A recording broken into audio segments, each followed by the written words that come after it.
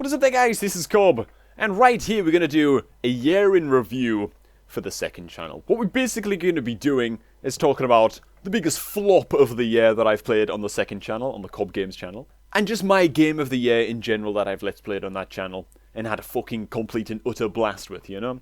I want this to be the start of a new kind of mini-series, one video just at the end, or I guess the beginning of every new month, that just reviews what we've done on the second channel. If we do start playing a game that you guys are really interested in, you can just choose to head on over there. So before we get into my fucking game of the year for the CobGames channel, right, we're going to talk about the flop of the year. A game that I was pretty excited about. A lot of people were excited about it. I actually put out like 7 or 8 episodes of this game. I give it a real chance. I wanted to love this game. I wanted to love this game. This game is No Man's Goddamn Sky, okay? No Man's Sky. What was wrong with No Man's Sky? I'll keep it fairly brief, okay? While you did have some awesome experiences on No Man's Sky, right? Because if you're not familiar with the game, here's the pretense that we all went into the game with. Millions of planets. Billions of planets even, okay? All unique. You know, you travel from solar system to solar system in your space shuttle. You can buy your space shuttle, you can upgrade it and stuff like that. And you travel around. The most open world game ever. I think it's one of the, not one of the first games to do it, but I don't think any game has had such an open universe, I guess, worth of gameplay on anywhere close to the scale, you know, of No Man's Sky. So, and at its heart, it's an exploration game, right? It's an exploration game. You go from planet to planet, gather resources, upgrade your ship, keep on traveling, stuff like that. What went wrong though with No Man's Sky, right? You had some amazing moments in the game. Some of the planets that you go to, oh man. We're talking like 1 in 20 planets, right? That's part of the problem. But look at the footage on screen right now. We show up at this planet. Wildlife everywhere. It's a beautiful thing. I was like the first player ever to go to this planet. Probably the first player ever still to have been to that planet, you know, because the universe in this game is so huge. And it was just an awesome experience going there and seeing all these huge, you know, wild beasts wandering around and stuff. And just let the footage roll for a moment, you know? Look! Gas clouds average. Oh my god, it is full of fauna. It literally said full. Look at that abomination. Oh wow. Oh my god. Oh, this is what I'm talking about. Look at that dude. Have you ever seen a more proud, badass motherfucker than him? Oh wow, dude. I mean, they're not quite dinosaurs, but it'll do, man. How are you doing, dude? I just want to get a closer look at this guy. That is a fucking... This guy is king of this planet. Do you know that shit? The problem is that this planet was 1 in 20. I'd say you really don't... Maybe even like 1 in 30 or 1 in 40 or something. You really don't stumble across these planets that often that just feel really cool, that look natural. A lot of the time you'd show up at a planet and it would just have, you know, 2 or 3 animal species on it. It would just be like a grey ball with like a few mountains and asteroid craters and stuff, and there'd be like little wiggly fucking ant-headed rats or something like scuttling around, you know, some like weirdo little creature. But a lot of the planets were just really... were just kind of boring. Once you'd been to like 30 planets, you felt like you sort of seen them all, you know what I'm saying? And you'd also have some really wacky moments within the game. Just Mongo moment. You'd get to some planet. Oh yeah, cool wildlife here, cool wildlife, you know, look around them. Giant mushrooms and stuff, it's all good. Atmosphere is a little bit toxic, but it's alright. Look up into the sky. I mean, just look at this. I've been waiting for a planet like this. Why did it take us so long, man, to find a planet like this, honestly? Like, what's this, episode 7? Man, some of the early planets like this should have been, what in the actual fuck is that? Okay, let's just hold up a moment. Hold up for just a moment. That can fly. You're telling me that that thing is flying right now? Look at that dude, man. Doesn't give a fuck. Cruising, man. He's just cruising. Look at him. Just absorbing his nutrients and shit.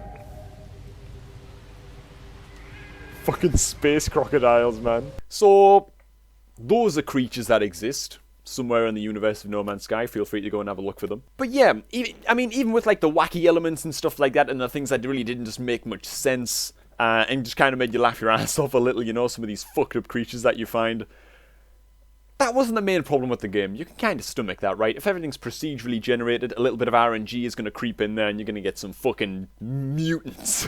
Some utter mutants on these planets, you know, and there's nothing you can really do about that. And you're going to have some boring planets, you're going to have some amazing-looking planets, you know? Main problem with the game, I'm sorry, but it just didn't have a story, right? Some people try and argue that it does. It didn't. It just didn't, right? I mean, it goes to show, I played, like, I think 7 or 8 hours of the game, put out like 7 episodes or something of No Man's Sky. I don't know what the fuck the story was. I have no idea what the story was. The story wasn't told environmentally or anything like that. It was just kind of, go here. Make your way to the center of the galaxy. There's a big surprise there for you at the end, you know. Oh, let me tell you. Spoiler alert. There's fucking nothing there. There's no ending to the game. So you spend all this time just gathering resources and, you know, repeating the same old, repetitive gameplay loop of, you know, go to a new planet, gather some resources, refuel your ship, take off, go to another planet, you know, keep on edging your way towards the center of the galaxy, go to another planet, gather more fuel for your ship, more resources, take off again, keep on going. Like, it was just kind of a resource gathering gameplay loop, and it just wasn't fun. It wasn't fun.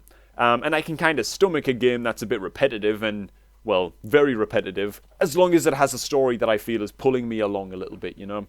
A story that has me gripped, that has me guessing, that kind of fills me with wonder. No Man's Sky just tells you to go to the center of the galaxy, and there's nothing there, so way! I'm glad I didn't put the effort in, I just YouTubed that shit and saw somebody else do the ending. I recommend that you do it yourself, so that you don't feel tempted to buy this game and give it a try yourself, because...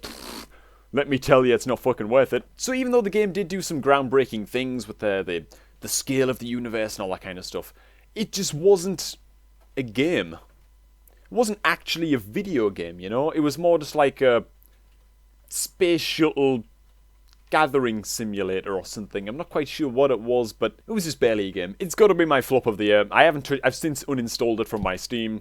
Haven't touched it since, you know, finishing the last episode of that game. Don't play No Man's Sky. Not worth it, damn it. Now, as for my game of the year, Thgis War of Mine came very, very close. It isn't quite my game of the year. My game of the year would have to be, after checking through some of the videos on the second channel, it's just got to be Bioshock Infinite.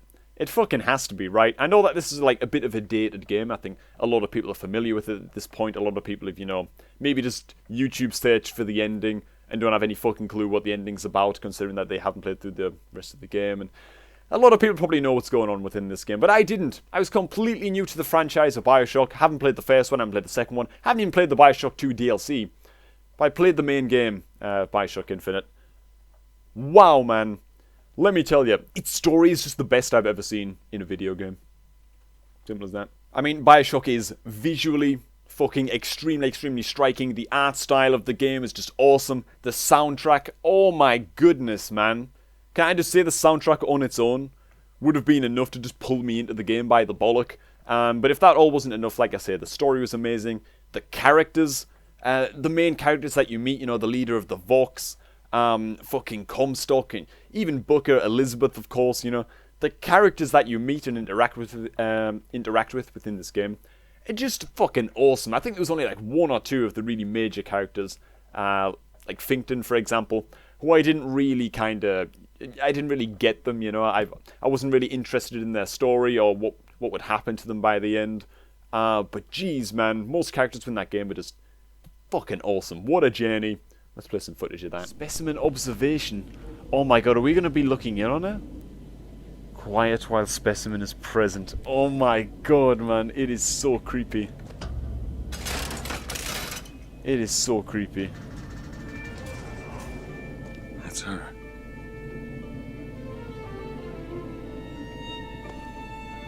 Did you just get a paper cut? Come on, man. I could run faster than... What the fuck is that, man? Oh my god, keep running.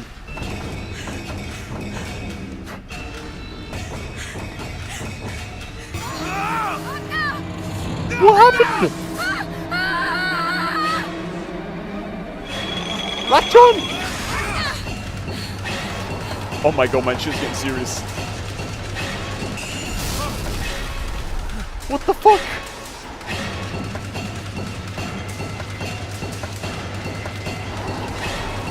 What the fuck is it? It's like the final Aeon or something.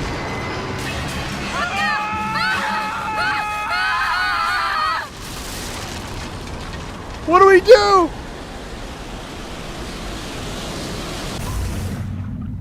This isn't a real beach at all. I mean, I know that we're floating, but... Can I join in? Oh, here she is. Hey, Miss Elizabeth. Hello. Oh, this is wonderful. Oh, come dance with me, Mr. Twin. I don't dance. Come on, let's go. Why? What could be better than this?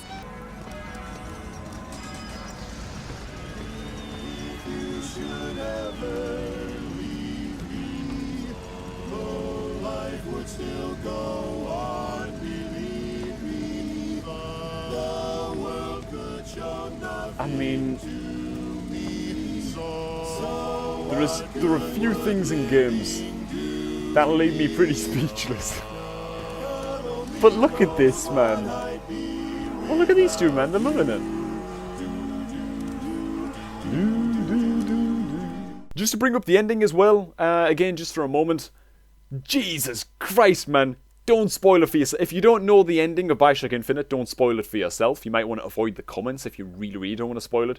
There might just be one little anus in the comments, you know, who puts it down below. But if there's one fucking playthrough that I'd recommend for you guys on the CobGames channel, check out Bioshock Infinite, man. Jesus, what a damn good game. What a damn good game that is. Actually, the feeling that I got when the game ended was... I know books in 2017, right? Books in 2017, lol. But whenever you finish reading a really awesome book, or you finally finish watching a really long-running, awesome TV series, and the story finally comes full circle, and it's all resolved, and the show ends with a bang, and it's fucking sweet, you know? When it's over, even though you're happy to have seen the end, you're happy to have stuck it through, and it's like, wow, man, that was a fucking sick ending. You get this feeling like, oh, like you kind of lost something, you know, when the game finally ends, when the show's finally over, you know what I'm saying? And it kind of sticks with you a little bit, and that's especially why I like Bioshock's story, is because a lot of stuff in the game that happened earlier on in the game, fuck, I don't want to spoil too much, but it plays on your mind for a long, long time, even after the game is done. It blows your mind, and the story really, really does stick with you for a good while, so... A voxophone. Play audio log. Love the prophet because he loves the sinner. Love the sinner because he is you. Without the sinner, what need is there for a redeemer? Without sin, what grace has forgiveness?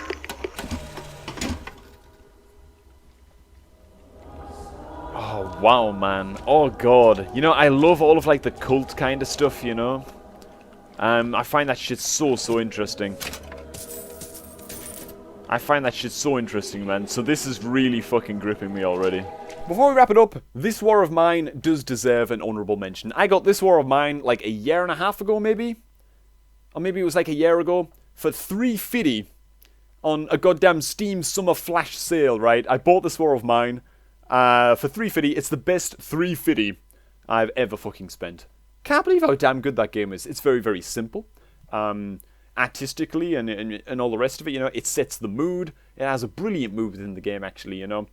If you're unfamiliar with this War of Mine, you're basically playing as a group of survivors, randomly generated. I always play with the random settings anyway.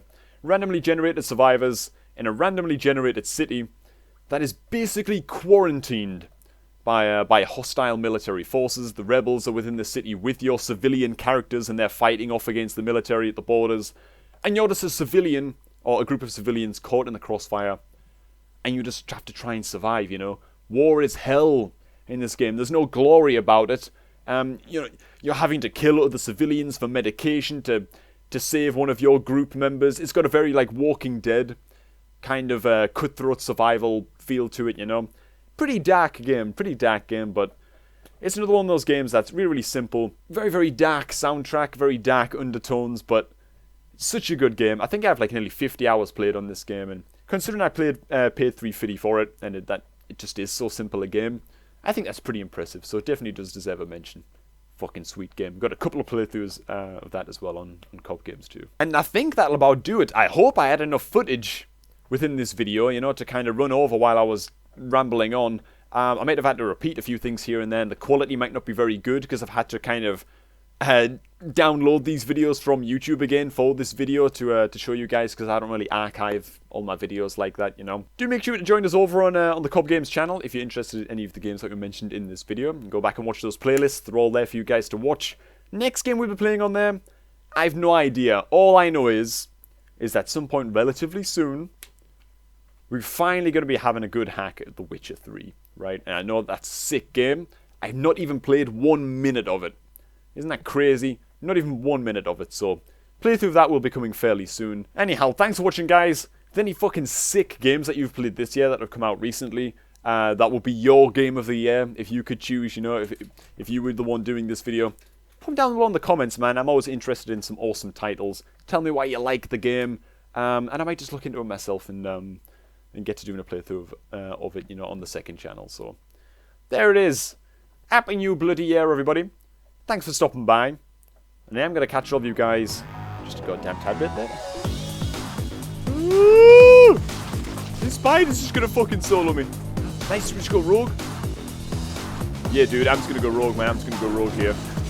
Going rogue. Double arcane blast here. Instant arcane blasts.